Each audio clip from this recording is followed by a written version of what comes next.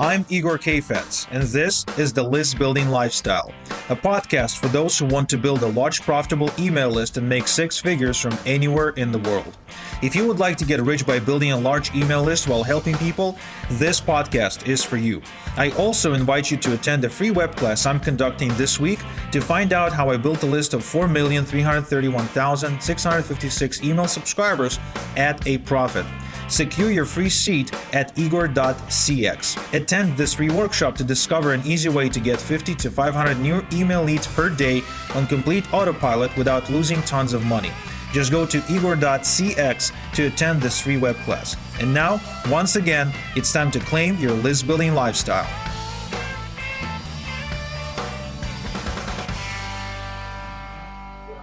Welcome back to another edition of the List Building Lifestyle with your host, Igor Kayfetz. Now, today I'm recording out of a coffee shop here in Toronto, Canada, and that's why there's going to be background noise. There's going to be real, just genuine coffee shop environment. That's great because I always like doing these episodes as just, two guys or, two marketers just having a cup of coffee. And so today I'm really excited because recently, about in the last 6 months, I was able to take my business to a whole new level by doing webinars, and I've been studying webinars and anyone who actually does them. And I came across this gentleman who I heard of before but never got to connect. And finally, about 2 weeks ago, we got to connect, and I got to pick his brain about webinars. And he really expanded my mind. And so, basically, he's not what you'd call a classic type of guru. Like, you don't see him speaking on stage, you don't see him publishing books, you don't see him wear, $2,000 suits and flying in private jets. That's just not the type of person he is. But what he did is he actually made $5 million with a single webinar while retaining complete freedom in his life and traveling at the same time, traveling to 35 different countries with his wife and kids while making that much money. Now, this kind of lifestyle is unimaginable to most people right now. And it was all possible thanks to creating just one webinar. So not 2, not 3, not 5, not 10, not building a whole business about it. No, just one good webinar has resulted in creating multi-million-dollar business that didn't even look like a business, because you can just run that webinar once a week and build your list and make a ton of money and have lots and lots of freedom. So it is my pleasure to introduce to you Mr. Ty Cohen. Ty, thank you so much for being here today. Oh, Igor, you know what? I'm ecstatic to be here. Thank you for having me. We're talking about actually one of my favorite subjects, and that is webinars. Like yourself, I've studied webinars forever, and I continue to study. And webinars have really changed my life. So again, thank you for having me here. Yeah, and this is exactly why I invited you. First off, you're probably one of the most powerful webinar marketers out there. There's very few people. There's a lot of people out there who are very smart and they do lots of great things. But you kind of zeroed in on this one skill set, building webinars, and you were actually able to take one webinar to unimaginable success. Now, on this call, what I want to do is I want to pick your brain and find out, how did it change your life? First off, how did you discover webinars, and what was your life before discovering them? And exactly what kind of transformation occurred as soon as you did? How did your business change, and where it led? So let's begin with just kind of briefing our listeners into what was your life like before you discovered webinars? Yeah, so before discovering webinars, I was always a marketer, so an info marketer. I got started with my first business when I was about 19 years old.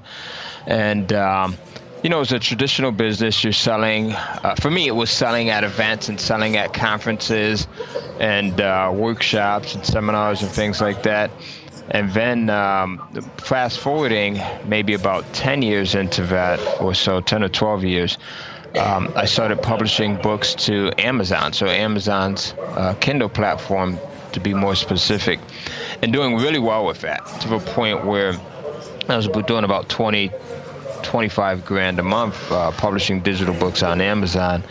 And someone that's in the space, a mentor of mine, someone that I had always followed, I read all of their books, listened to their audios, said, dude, you're doing extremely well with this. You should share with other people how exactly you're doing this. Now, this was prior to me knowing about the concepts of webinars, right? So for me at the time, the way to share this with other people was by speaking from the stage, number one, which it wasn't a favorite of mine, right? I wasn't really too keen to go out and speak in front of a lot of people. That grew on me later. But the other way was to literally go to meetups. Now, meetups are pretty big now, right? There's literally meetups in every city, every state, in multiple countries as well. I know you're in Canada, I think. I know there's a ton of meetups that are out there. So I started to attend meetups that were marketing related, author related, writing related, which is the niche that I was in at the time and still am, and started to speak to groups of 10 or 20 people and just share with them what I'm doing as it relates to publishing books on Amazon. So now keep this in mind, right? At a meetup, I'm talking to 10 or 20 people at max, right? So not many people. And I'm finding that per 10 or 20 people, I'm closing about 2 for every 2 people and selling them. Well, that's not bad. That's 10% close rate. You know? Yes. And I didn't even know that at the time, to be honest with you. It wasn't later until I spoke to some of the more established speakers, and they were like, dude, this is what's average, and this is how you go in and increase that, etc. But now I'm only reaching 10 people at a time, 15 people, 20 people max, right? And it's kind of really, it's kind of tedious because you got to get in your car, you're traveling to different cities, traveling to different states, and it's local, right? Fast forward about a year later, I discovered this concept of doing online presentations. It wasn't even really called a webinar at that point.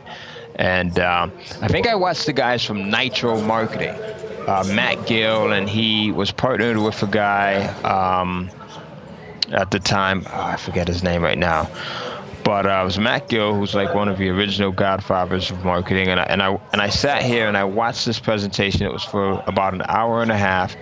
And now, mind you, I have a very short attention span, right? So for me to watch, and I could barely watch a 30-minute television show. So for me to watch an hour and a half infomercial that was online, it took a lot. I was kind of fascinated by the whole concept because they sold. And instantly I said to myself, if I could take the same approach and instead of reaching 10 people live at a time, be able to reach 200 or 300, and it was something like 700 people that was on this presentation at the time. So instantly the light bulb went off. I started to study webinars, started to perform a couple of webinars and hold them on my own.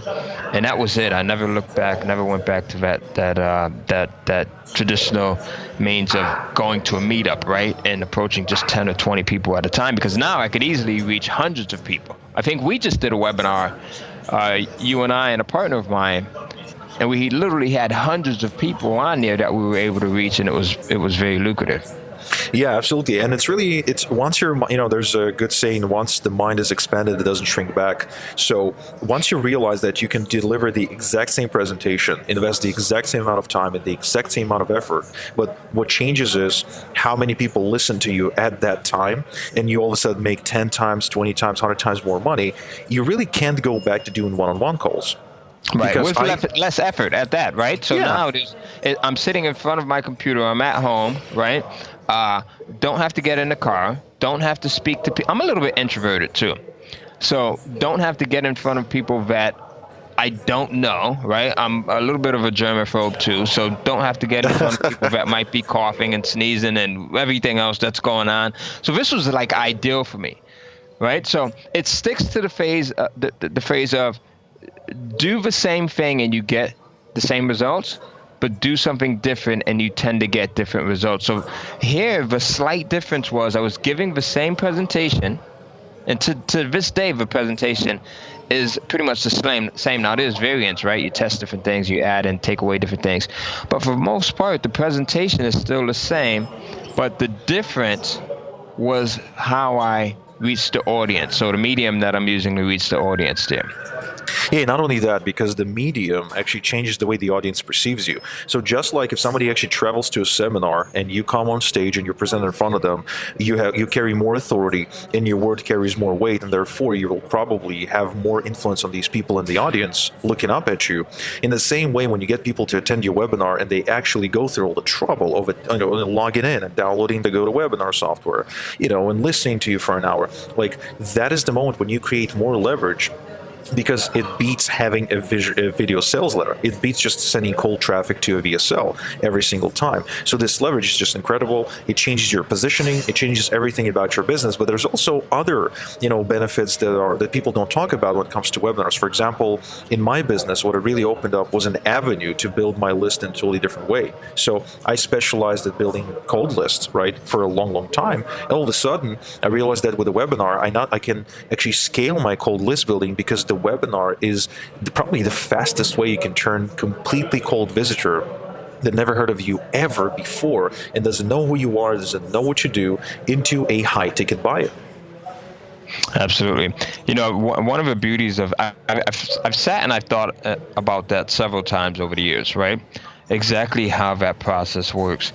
And one of my theories is you're now reaching someone at their zone of comfort. So you're now coming into their home, right? Most people are watching a webinar from their home, or they may be watching it from their office or from their mobile device. But wherever they're watching it from some place that they're very comfortable with, right? Versus going to a seminar or an event where that environment might be new.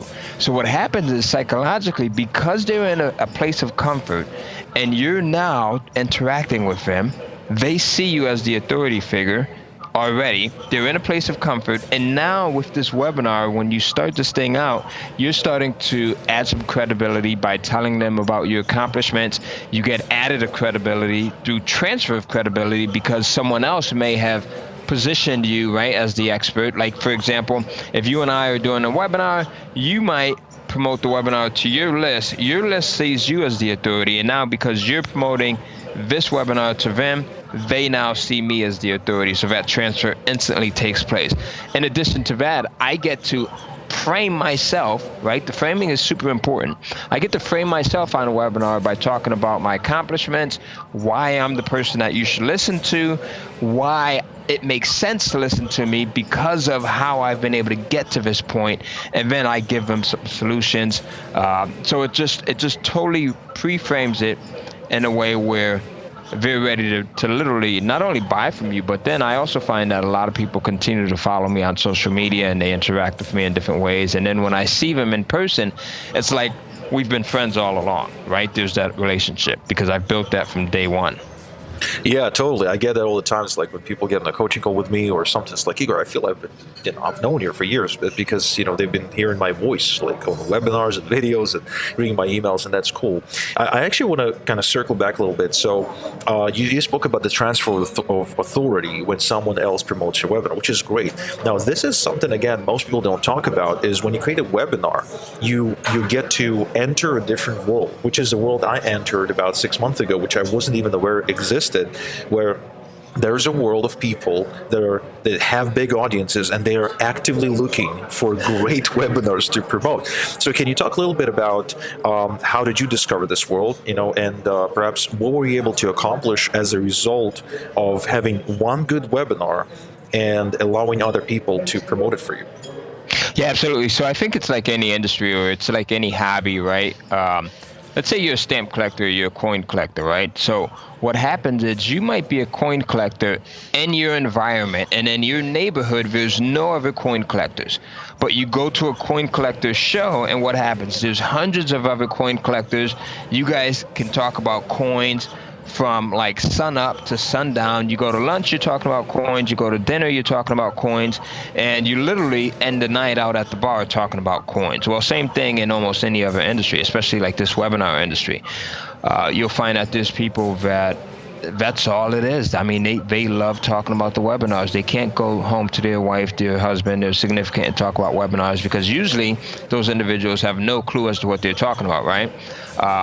So when they find someone that has a similar interest, it's like a whole new world has opened up. Now, the big aha to shift for me was that there's people that have a list, and then there's people that have webinars, and both of those individuals are looking for each other.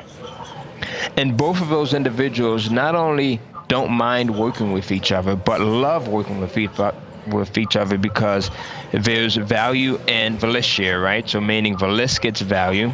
There's value in a monetary format because both of you guys make money through the sales of a product. And then there's value through you giving education, because in most webinars you're teaching something as well as selling. So you're providing that education, you're providing content to the individuals that are watching the webinars. So one of the biggest things for me was to not be intimidated by reaching out to people that have lists and saying, hey, I've got this webinar, would you mind promoting it for me? Right? There was a moment when I realized that people actually want you to promote them. They want you to, reach out to them. Now, as long as you do it in the right way, right? You don't want to do it in a spammy way. You don't want to be a pest when you're doing it. But if you do it in a way where you say, hey, I've noticed that this is your following, that you provide XYZ type of value to them. I have something that's very similar to in a webinar format. This is what I teach. This is what the price point is. This is what the commissions are. I think we could do something together that would benefit everyone that's involved, including adding value to your audience. When you do it that way, most people are happy. Most people say yes, and most people continue to work with you year after year after year. And not only that, but they'll also go in and tell their peers and other people that they know in the industry that, hey, Igor's got a great webinar. You should go in and promote his thing. So it becomes easier and easier and easier, if that makes sense. Yeah, absolutely. And it's interesting you mentioned that, because a while ago I had a client who was actually a fellow Israeli, and he was getting some coaching from me for his paid traffic. And, I'm all about mailing hard. And you've probably seen me do it when I promoted your webinar. Like, I was going hard on it. And this guy's a madman. He was going nuts with it. Yeah. And I picked up some tips from him too. So that's the other thing. You pick up tips from no matter, where you're watching here. Yeah, and I had actually Mike hit me up a couple of times yesterday. It was like, hey, dude, what are you used to do this? What are you used to do this? Like, I can't believe you're funnel hacking me. It's like, Hey, so, we actually thought about that just so, and I think this is good for the listeners too. So Mike is a partner of mine. We actually were together on a Skype call, on a Zoom call actually, at about 10, 11 o'clock last night, talking about what it is that Mike should reach out to you for. Because there's some things that you did well with our webinar promotion that we want to model, right? So you're always learning when it comes to this process. You always learn by the things that you shouldn't do, right? And then also you look at people that are doing things such as Igor, who's successful at this as well, and you model some of the things that they're doing. So that's how Mike reached out to you. Yeah, for sure. And, this is really just a quality that's so common between all the top achievers. And if for not for anything else other than being able to learn which offers convert really well, I'd probably, like, if I was getting started like from complete scratch and I had nothing going on for me, I'd probably get a job working for someone with a webinar, maybe doing their tech stuff, or maybe just being their assistant, just so I know what they promote, just so I know what those promotions look like, so I can study them and model them. So anyway, I had this client, and I was telling him, I was like, his name is Vitaly. I was like, Vitaly, look, you have to mail your list every day, and you have to pitch in every email. It's like, no, you can't pitch in every email. You're gonna, upset them. You're gonna have them unsubscribe or whatever. And that's a very common concern I get. And I was like, yeah, that's gonna happen. Or she's gonna make more money. And he told me something that, for me was, at the time I registered as, like a wussy way to email, but later on, I learned how true that was, that it wasn't the only way to do it, but definitely was a really cool way to do it. He says, look, I prefer to mail to webinars. I'm like, why is that? He's like, well, because I can position them as free training, and that's easier than selling. Now, don't get me wrong, Vitaly is actually not a newbie. He's made a lot of money, especially during the crypto boom in the BizOps space. But, to me, I didn't recognize how people get quizzy about selling. And so when you have a webinar, when you mail for one, it's really just a great excuse to mail your list. And for many people, even the ones who make a lot of money, when you present them with such opportunity and say, look, I got this webinar and you can invite your people for free, but at the end of it, I'm going to close a bunch of sales for you and give you, half the money or whatever, there's very few people's going to say no to such a proposal. Very smart, and I totally agree. One of the tests that I've continuously run from year to year is the test of how often do you mail your list. And I'm like you, I mail every day. Sometimes I mail multiple times a day. And then what do you mail your list? So when I first got started, I was part of that same belief system, right? If you mail your list too often, they're going to unsubscribe. And then I started to test if I mail my list content, meaning pure content, not a single link in there, right? How-tos, versus if I mail my list marketing material. What happens and how often do they unsubscribe? Well, what I saw is that regardless of what I mail to them, whether it's pure content or whether it's marketing material, they kind of unsubscribe at the same rate. So the moral is they're going to unsubscribe anyway. So if they're going to unsubscribe, you might as well mail them marketing material, right?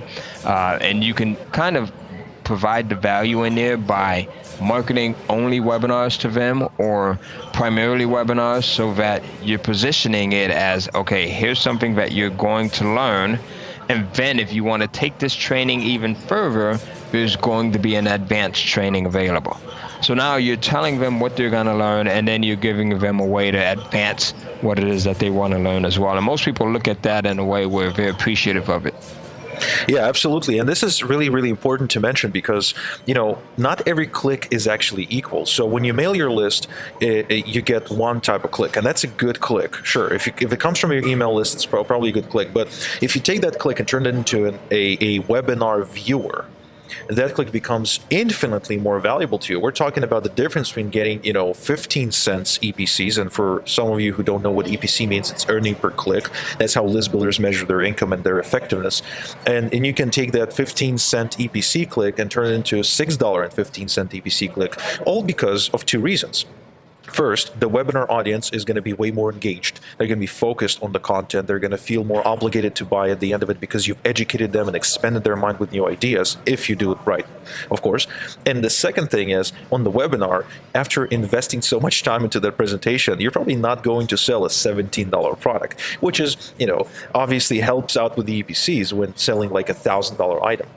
Yeah, you must have been reading my mind just now, because I was just going to throw that out there. One of the things that I've learned over the years is that the price point makes a huge difference. So especially when you're first starting out, right? You might think, hey, who's going to buy a $1,000 product, or who's going to spend $500, or who's going to spend $2,000? But there's a ton of people that are out there that actually won't buy something if it's not priced at a certain price point. There's people who won't buy the time, if it's not Tommy Hilfiger, right? If it's Walmart, they won't buy it. And then you have people that only buy the Walmart brands, right? So you have to kind of know who your audience is. And then one of the things that I like to do is I like to train my audience. So the only types of webinars that I promote are webinars that are at $9.97 and up. So between $9.97 to $19.97, which initially becomes a little bit hard, especially if you have buddies that are in the industry. Who have the $2.97 or the $97 webinars or the products, and they reach out to you. But the numbers make so much sense, right? If you've got a $1,000 webinar that you're promoting, it takes just 10 sales to make 10 grand with that. Versus if you have a $100 product that you're promoting, right? To make 10 grand with that, you've got to make like 10 times the amount of sales there. So the numbers, always look at that. And every once in a while, the way the mind works is tricky. So the mind will always try to get you to go in and move to the lower price point. Even as you're putting your products together, you're going to think about that, right? The mind will screw with you. It'll say, who's going to pay $1,000 for this? Or do I have enough content? Do I have enough value in here to justify charging $1,000 for it? So the same thing works when you're looking for things to promote. Now, the one thing that you should pay attention to is go in and run a couple of tests, not too many because you don't want to condition your list to receive these types of products, but run a couple of tests where you're promoting lower price point products, the $40 to $50 products, and then run a couple of tests where you're promoting the higher end products, right? Start at $500 if you have to, and then $1,000, and then note the difference. Note the difference in how much easier it is to make money, and not only that, but I find that there's a higher quality customer that you're attracting to when you get, the person that's willing to pay $1,000 versus the person that's paying $17 or $27. We see so many less support tickets come in when we're promoting the higher price point products versus the lower price point stuff. Yeah, and I agree with you completely. It's a lot of times it comes down to their investment, and not just the monetary investment, but the mental investment. Because if you pay something, if you pay $1,000, you're more invested, and also you get truly a higher quality of a person, working with you, which makes your business fun. It makes it more profitable and gives you way more leverage. Now, a lot of it actually comes down to, like you said, the mindset. Pretty much most of it is about mindset, and it's about just asking for it with a straight face, meaning that you yourself believe that whatever you're giving them is worth more than $1,000, which doesn't actually come down to the amount of content, but rather to the solution and the impact of that solution that solution is going to have on their life. Yeah, absolutely. I know without a doubt that for any one of my webinars, if someone now we're charging $1,000, but I know for a fact that if they came in and they paid $5,000 and they followed the system and they implemented it and did not waver, right, and stuck to it, it would totally not only change their life, but it would change the life of the people that are around them, just as it has for me, right? So now that I'm implementing things that I've learned through marketing and just owning a business, right? I'm able to take my family around the world. I'm able to just live a higher quality of life. So knowing that for a fact that, hey, if my customer applies what I'm teaching, they will get a return at 10x, 20x, 50x, whatever it may be. So then when you look at it that way, right, that $1,000 or that $500 or that $2,000 now becomes small. I listened to an audio a while ago. It was a series about 7 or 8 years ago by Bob Proctor, who's also up there in Canada where you're at. And he says the quickest way to make $1 million is to make $1 million look small. So you don't look at it as $1 million, right? Because if you look at it that way, then it's hard to tackle. It's super hard, right? Unless you've made millions before. But he says you break it down. So you say, I want to make $1 million a year. Now, how much do I have to make per day? So if you take $1 million and you divide that by 365. Well, I actually don't know that number, but I'll tell you what 10 million is, because that's your number. Yeah. So that comes down to $27,700 something a day. Okay, so now, and you see, so it looks like you've had some similar training there. So when you look at it that way, right, and then you break that down by hour or so, and then by minute, it becomes a lot easier to be able to go in and digest it. You say, well, maybe I can't make $1 million right now, but this $500, I can definitely find a way to make $1 million. I can go in and do this, and then I can go in and 10x that, right? So it becomes a lot easier. So the same thing with justifying your price point, figuring out what type of value you provide, and understanding that if the person that you're selling it to takes action, right, they'll get results that really equate to much more than what they paid for initially. Yo, it's Igor. If you're loving the content, hop on over to listbuildinglifestyleshow.com for more free training and a free transcript of this episode. Oh, and I'd really appreciate if you logged into iTunes and rated the show. It really helps. Thanks. Another thing I learned over the years is that the price may change depending on who's buying it. For example, if you're selling a coaching course on productivity to a Fortune 500 CEO, the value of that course to the Fortune 500 CEO is going to be way higher than if you were selling the exact same course to somebody who's just trying to start their home-based business and they're not making any money yet. Right? Absolutely. So with that said, when you identify your target market, you have to think not about the deliverable you give them, but rather what is the value of solving of the problem, or having the solution, or having that new life that they really want. And so that's why you can always find a way to justify that price to yourself first, because once you've done that, you can charge a higher price. Absolutely. Yeah, to give you an example of that, before we went live on this thing, we were talking about a traffic generation system that I was telling you I recently purchased. Now, I spent $3,000 on this thing. And, to someone that doesn't have a site or doesn't have a product or service to sell, you might think, well, spending $3,000 on how to drive traffic, that seems, a bit much. On a home study course about how to drive traffic. Yeah, and that's pretty much it, right? It's a home study. It's information. And the argument could be said, hey, you can find information anywhere. You can find information on YouTube. You can find it all over Google. But what I'm buying is I'm buying distilled information from people that are experts that have done this for years, and they've packaged it all in one place so that I don't have to spend time scouring YouTube, scouring Google, right? My time is much more valuable than the 3K that I spent. So if you look at it that way as well, who's the audience that I'm selling it to? What is their time worth? And what is the information that I'm giving them worth? What are they able to do with this? So now this $3,000 investment, I can now go in and 10x that or more over time. So now 3K looks extremely small when you look at it that way. Absolutely. Again, it's all about the relative value of the solution. So, okay, so now we've talked about how webinars changed everything for you, how one webinar can easily take it to $1 million, how you can create a business around your own lifestyle and not vice versa using webinars. And we also kind of, in between the lines, we spoke about how combining aggressive email marketing with webinars is probably the best combo of them all. Now, I want to take this conversation next to some of the mistakes, some of the most embarrassing mistakes that you feel you've made when it comes to webinars. So, perhaps maybe top 3 or top 5 mistakes that you feel you made early on, which hindered your progress, which you now realize were absolutely, just pathetic, bad, embarrassing. I want the dirt, okay? Yeah, absolutely. So one of the worst, right? I was doing a webinar with a guy in our industry by the name of Joe Peterson. He was like the second or third guy that I had ever did a webinar with, and he promoted me, and I actually got this relationship through another good friend of ours, a mutual friend of ours, a guy by the name of Greg Caesar, who knows both me and Joe.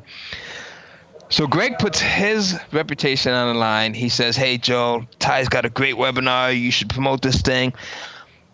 I went in, and at the time, right, I was paying super cheap and did the webinar on my laptop. And not only on the laptop, but it was a very old, outdated laptop. Processor was old, the capacity was outdated, everything. So midway through the webinar, right, the laptop just literally blows up. We're using GoToWebinar, and it's like we're just right into the close, just getting into it. And the close is where you start to pitch, or where you start to sell your product or your service. So I've gone through the content. We're about an hour into it. The audience is loving it. The comments are great. In my head, I'm like, oh my God, this thing is going to be amazing. And I'm calculating the sales already, right? Thinking about all of the stuff that I'm going to do and buy and everything else. And all of a sudden, it just fizzes out. Right before, like literally 30 seconds before I give them the link to go to. So that was probably my most embarrassing moment as it relates to doing webinars. Now, I had another one where this wasn't me, but the guy that was hosting me, right before we get on the webinar, we're talking, as you do, and I guess he forgets to mute out his microphone. So he does the introduction, right? I come on, I'm doing a webinar. He forgot to mute out his microphone. Someone in the background must have pissed him off big time, because you could hear him just cursing up a storm. Effer, what the heck is that? I told you to get this darn thing out of here. And like, this is one of the biggest names in the space. If I told you the name, you would definitely recognize this person. So the moral of that story for me was to always mute out my microphone, right? Because you don't want your audience not hearing something, or to hear something that you don't want them to hear, or that they shouldn't hear. And then the other thing is just simple things like forgetting to record. We spoke about that. Forgetting to unfreeze my screen. So one of the biggest things for me was creating a checklist of what to do before I start the webinar. And I have this checklist on my desk. Now it's committed to memory, but I would have this checklist on my desk. Unmute microphone. Don't forget to record. Don't forget to unpause the screen. Don't forget to be engaging with the audience. Don't forget to ask questions. Don't forget to position yourself, right? Don't forget to frame. Don't forget to let them know that you can see their questions. And again, let them know that there's no such thing as a dumb question. So having that checklist is very important, because before I did not have that, it would be pretty much like, the amateur hour. How about don't forget to go to the bathroom at least, no later than 15 minutes before the webinar. Oh man, that's a big one too, because I'm always drinking water. Like I always keep a bottle or two of water on my desk, and if you've got a webinar that's going long, that could become an issue, and it usually becomes an issue just as you're about to pitch and you're about to drop the link. Yeah, trust me, I know. And one of the worst things for me is, and I already had the pleasure of doing it about 4 times, is doing the webinar when you're sick, when your throat is sore. That kind of sucks, which I really hate doing. Okay, so let me ask you something else. So, and this is probably going to be the last question. What about, hypothetically, I'm not sure if that ever happened to you, but what if you do a webinar, you go for 2 hours and it bombs completely? Like you walk away with not having made a single sale. It is just pathetic. Okay, the worst experience ever. Like 200 people in attendance, not a single one decided to give you money, right? So you feel rejected and you feel like a loser. Now, what are the things that you look at in order to change it, improve it? Do you scrap it all together and build a new one? Like, what is your modus operandi in this case? Yeah, so the biggest thing is, and that's a very good question there, I like that. So what I'm always looking at are the questions. So I always, after a webinar, I'm always saving the questions, especially if you're using like GoToWebinar or some of your other webinar platforms. You can go in, you can look at that. Because in the questions, that's going to give you the gold right there. It's going to really help you shape your webinar. It's going to help you to increase the conversions. I'm looking for objections. I'm looking for where people, there might be spots in a webinar where people don't get what it is that I'm teaching, what I'm sharing with them. Because if at any point they get lost, and I think a lot of people miss this, if at any point they get lost, there's now a disconnect, and it's hard to reconnect them. It's like reestablishing a bad relationship, right? You break up with your boyfriend or your girlfriend, you guys have been separated for a year. It's kind of hard to go back and reestablish that connection, right? So I think a lot of people screw that up, and I even did that at the very beginning, by trying to be too smart. So by trying to be the authority big time. So I recently promoted, maybe last year, a crypto webinar. Oh my God, this thing, the audience was engaged. They were just doing well. They were ready to buy. And the guy simplified the entire process, right, of cryptocurrency buying and how do you make money with crypto and how do you get in. And as soon as we got to the close, he turned into like Professor X. I mean, he put on like his Harvard hat and he, just really started talking like in advanced language. And you can kind of look at the audience. You could tell that they were starting to fall off, right? You could literally see them disconnecting from the webinar because they couldn't understand what he was talking about. Now, when he was talking in layman's language at the very beginning of webinar, he had them and he had them ready to buy. So you got to be very careful there. Always look at your questions. That's going to help you big time. I'll go back and I'll look at the questions, and then I'll go back and revise my webinar. I've probably revised my webinar maybe about 500 or 600 times over the last 8 years. And when I say revise, I'm not talking about, you don't have to go back and change the whole thing up. There might just be 1 or 2 elements. And again, you go back and you look at where there was a disconnect. And if I'm talking about step 2, right, I may say step 2 is now we're going to go over to Amazon and we're going to publish our book to Amazon. And if I see in the questions box at that moment, at minute 2 minute, at the 2 hour, 2 minute mark, people are asking, well, hey, you didn't cover how to do this. You just mentioned it, but how do you do this? And then I see people dropping off. That's an indication to me that I need to go back into my presentation, revise it, and include a section on this is exactly how we upload our book and make it available on Amazon. So I hope that makes sense to everyone that's listening. I know that was a little bit long-winded, but your questions are gold. Well, that's because I've been doing it for a little bit, and these are the questions I want to know answers to, right? Because a lot of this stuff I had to figure out on my own, even though I studied courses, etc. But the issue with courses is like they can never really tune to your experience, right? So yeah, I mean, when you say you've tweaked your webinar 500 times, I believe you completely, because in the last 4 months or 6 months of me doing my webinar, I pretty much changed it every single time before the next presentation, be it, moving some parts, putting them in the beginning instead of the end, shortening my pitch, increasing my pitch, changing the process from a 5-step process to a 3-step process, and like a million different things you can do. A webinar is just a living, breathing organism. Yeah, right? and it becomes fun. It is, and truly, when you recognize the power of a good webinar, once you've nailed it, even if you only nailed it down like 60% and not 100%, you still walk away with like at least multiple six figures that year. Yeah, and that's the beauty of it. And the thing is, so you and I think we've all had that, right? Where you have an audience and you bomb. That's just an expensive learning lesson. As a matter of fact, it's a future. I look at it as a future paycheck because it lets me know not to do that again. Number one, whatever it was that I did to get the low conversions, and to go in and do something different. So remember, at the very beginning, I talked about if you continue to do the same thing, you're going to continue to get the same results. So now you know to go in and change something else. And the late Jim Rohn, he said something that I had heard a while back, and it stuck with me. He said, whether you have 5 people in the audience or you have 500 people in the audience, you give them the same exact thing. You do the same exact job, meaning it's a good job, right? You knock them out their seats. You give them the best of the best. So that's something that over the years I've had to deal with as well, because sometimes you'll get on a webinar and you see that there's only 10 people that are there, and it's kind of deflating. You're like, oh my God, I got to go in and talk for the next 45 minutes or 2 hours or 3 hours, and there's only 5 people on here. Right? But it's a way for you to go in and sharpen your sword. It's a way for you to go in and get that practice in and to get better, so that when you do have 500 people on, you just knock it out the box.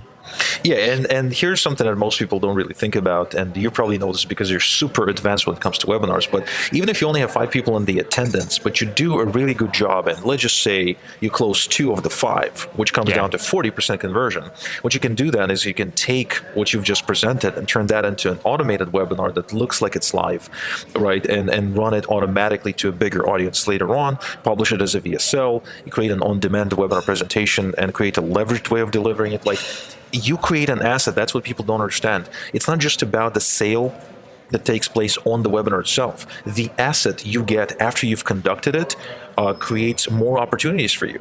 And the more assets like these you've got, the more opportunities as a marketer and as a business owner you will have moving forward. Absolutely. Every single file becomes a new potential, right? So it's like the sports. So I'm not really big into sports much, but one thing that I know is my sons play football and basketball. The coaches are always reviewing the video, right? They're always going back after a game. They'll have all of the players sit back and they'll review the video to find out where they could have been better on the offense, where they could have been better on the defense.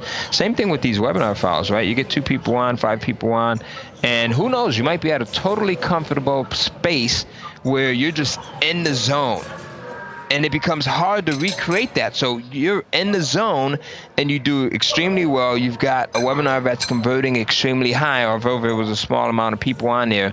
As Igor said, that now becomes your file. I've got a few of those that I have uploaded into Stealth Seminar, and they've continued to make me money on autopilot week after week after week. Yeah, and this is something we never got to talk to, and we're probably not going to dive too deep into it, but let me just go ahead and ask you one last question. So what is your preference as far as the webinar software you're using? Because it's a common question I've been getting. Yeah, for me personally, I like Stealth Seminar. I've just been used for a while, and then I've tested. I kind of just split test as much as I could. I got a joke. I would have split tested my wife, but she would have killed me. That's a good one. I hope my wife doesn't hear this podcast. Yeah, so we might have to edit that out, or else both of us will be dead. But so I like to split test just different elements, right? So whether it's a copy, it's a PowerPoint presentation, it's the title, it might be a price point, it might be the color of the button, the registration button, it might be the background of the registration page. And I actually split tested EverWebinar, which is a very well-known platform out there. I split tested ClickFunnels and split tested Stealth Seminar. And I've done this 2 or 3 times over, because sometimes you'll run a split test and the results are different if you do it 6 months down the line versus a year down the line or so. But I've ran a few different split tests, and Stealth Seminar has always resulted in me seeing more overall net income as far as higher conversions for our evergreen webinar.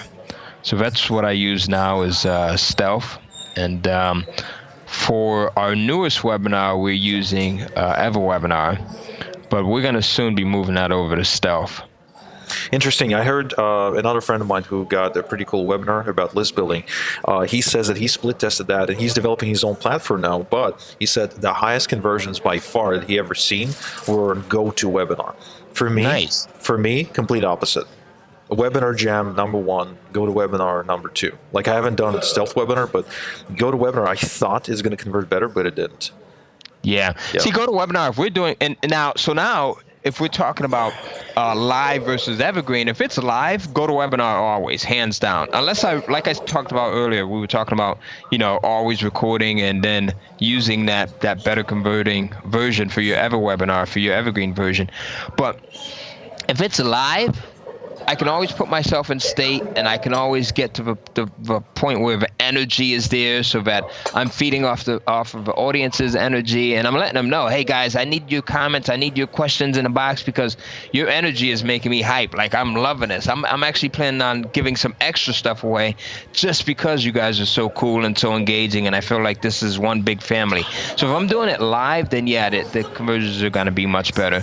If it's not live, then I think, and there's no way of really knowing for certain, but I think that people can really, we're humans, I think we can really feel the vibe. We can feel each other's vibrations without getting a little bit woo-woo and, too out there with it. I think there's something to be said when there's that human interaction, even if the interaction is not one-on-one, like it might be someone's watching the webinar in Spain and I'm here in North Carolina. There's still something about that vibrational force that we connect with. This is interesting you brought this up, because what I've noticed is that for some reason people are pissed off at me if they attend one of my webinars and they figure out it's an automated webinar. Now, as far as I'm concerned, I disagree completely. Like, what do you care if it's automated or not if I'm giving you the value I promised you when I invited you on the webinar? The information's the same. You know what I mean? Yeah, exactly. And like this person is really upset, and I see it in the chat, right? Because I'm monitoring the chat, and this person is really upset, and he's like, usually it's a he, some dickhead. Like, he will type throughout the entire webinar. Curse on this thing? I didn't know we could curse. I would have been going nuts all along. Oh yeah, this is a PG-16 podcast, man. So this guy writes throughout the whole webinar, does not pay attention to the content, and instead it's like, oh, it's automated. Oh no, it's crap. It's this, and it's like, so what? What? You know what? I would prefer for this to be automated, because I can, just not worry about having to engage the speaker. I know it's automated, probably going to get a recording later, whatever. So whether it's automated or not doesn't change the quality and the value of the content. But most importantly, when you cross to the other side of this equation, and when you have your own webinar, you realize how exhausting it is to host more than one webinar a month. Oh, go ahead. I didn't mean to cut you off. Yeah, so what I meant was that 1 week I actually tried to do 3 webinars in a single week. This is really exhausting. Then I went down to doing 2 a week, and then I did the mistake of doing 2 weeks back to back, where I did 2 each week. Still extremely, extremely exhausting. So I know that my maximum now is having 1 webinar a week, usually in the beginning of the week.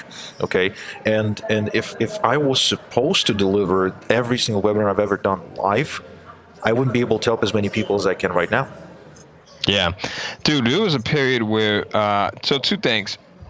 The guy that's complaining in the questions box, before it used to hurt my feelings, now I'm like, I don't want this guy as a customer. I don't want him as a customer, because the same attitude that he has there is going to keep him from seeing any success. And because he's not seeing success, he's not putting any effort, right? Who gets the blame? He's not the person that takes personal responsibility. He's the person that's going to say, oh, it's Igor's fault or it's Ty's fault. He's not going to look and say, well, I chose to watch Friends, or I chose to watch television, or I chose to go and hang out instead of putting the effort and the time in, right? And then the other thing is, the webinars, totally exhausting. Dude, there was a time when I was doing 3 or 4 webinars a day. What, a day? A day. A day, wow. It was insane. We're doing like 300 to 400,000 a month in sales, and I was so miserable that I could care less about the freaking money. And I eventually ended up bringing on 2 other guys, a guy by the name of Ken Krell and a partner of mine and another business that I have, Tom Jandula, to help present. But it was to a point where, we were knocking them out. We were doing a ton of money, but the money didn't matter to me because I was just so freaking like just not there because the webinars were so exhausting. And it's kind of hard to figure. You're sitting down, you're just talking. How could that be exhausting until you do them? Yeah. It's, you know what, it's because the amount of focus and intensity it takes to deliver your message correctly, because you know your audience is counting on you. That's really difficult. I mean, the same thing as it's probably going to take both of us lots of mental energy to deliver a great interview for this podcast. To the same extent, when you're presenting in front of an audience, you still carry a lot of responsibility, and you feel that, and it is exhausting. Like after the webinar, I'm literally like sweating bullets. I'm exhausted. Yeah. I feel like I just ran a marathon for some reason, even though I've been sitting or standing the whole time. So totally get where you're coming from. Anyway, Ty, look, we're running out of time, way over the usual format. Actually, the usual format is like 20 minutes. We went way over. Now, I know we may have accidentally positioned you as a webinar consultant or something because we spoke about webinars, and I'm pretty sure you don't do it. Am I wrong? On occasion I do, but that's like once or twice a year. So it depends on the individual and what's going on here. Okay, so we're not going to send people your way saying, hey, can you review my webinar? Okay, but if there was such a possibility, if there's anyone who actually has a webinar for you to review, if there's anyone who is a go-getter and finally decided to create something, would there be a way for them to reach out to you and maybe, you know, consult you or hire you for some one-on-one work, or maybe have a group coaching program for webinars? I really don't know. We actually haven't discussed this before the show, but I really want to give you the props. I want to plug something, you know, just so people know where to go and get more information from you. So here's that's really cool. So here's something that I did. So a couple of months ago, I'm in a mastermind, and a couple of guys that are in a mastermind, they said, hey, Ty, can you share some of your best tips and tricks to webinar creation? And I said, yeah. So here's what we could do. Not only will I share, but I'll get some other people. So I got Ron Douglas together, and then I got Jason Bell, and I got a couple of other folks that are doing really well with webinars together. And we had a webinar session. We put together this webinar blueprint, and it's about 2.5, 3 hours long. So anyone that wants that, I'll definitely, you won't see me do this anywhere else. As a matter of fact, I've probably only shared it with about 4 other people. But anyone that wants that, send me a text. Don't call me because I won't answer. But send me a text at area code 203-526-6031. And just say, hey, listen, I heard you on Igor's podcast.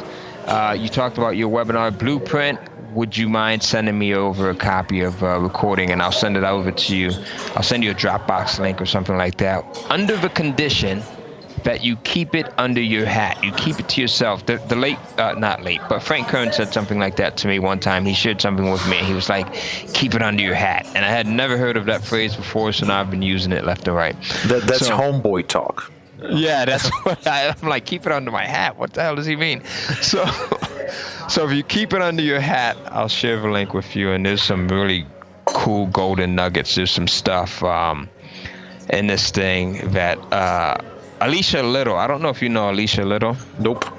Okay, so she does a lot of webinars as well, and she shared some stuff on how you can use bots to automate your webinars and to get increased webinar registrations. And Ron Douglas shared some really cool stuff. Well, I know you and Ron have done some stuff together, and then some of the other guys that are on here had shared some really cool stuff. So this thing is literally, I would say, I really couldn't even put a value on it, because if you have a webinar that's that's valued at $1,000 and you just use some of these methods and you get an extra 100 sales, that's 100,000 right there. So it's super extremely valuable. So I'll send that over to you guys. Send me a text at 203-526-6031, and then you can also follow me on Facebook at Ty Cohen. So it's just TYCOHEN. Okay, I'll say something. And I think you should be proud of it. You're the first person ever in the history of my podcast, and we've been doing this for a little while now, and I've had some pretty big names out there. You're the first quote-unquote guru who shared his phone number publicly.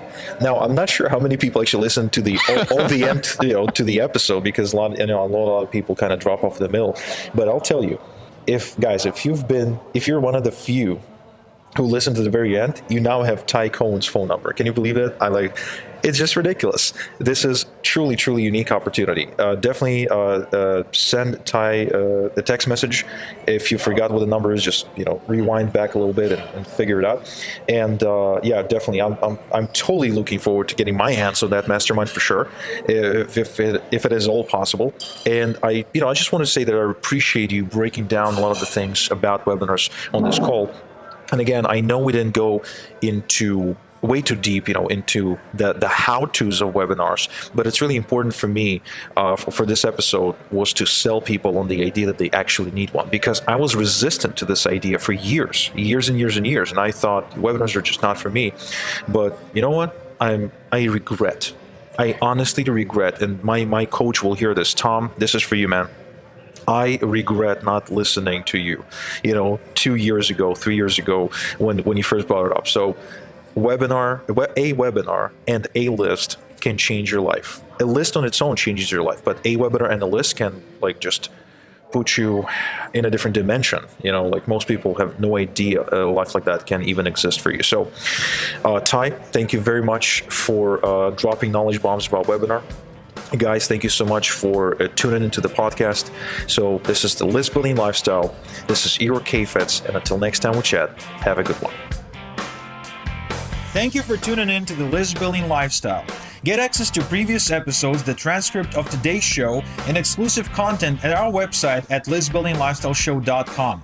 Also, don't forget to claim your free seat at the traffic workshop I'm conducting this week, where I'm showing how I built a list of 4,331,656 email subscribers without losing money, and how my clients are putting anywhere from 50 to 500 new leads per day on their list at a profit without any list building experience.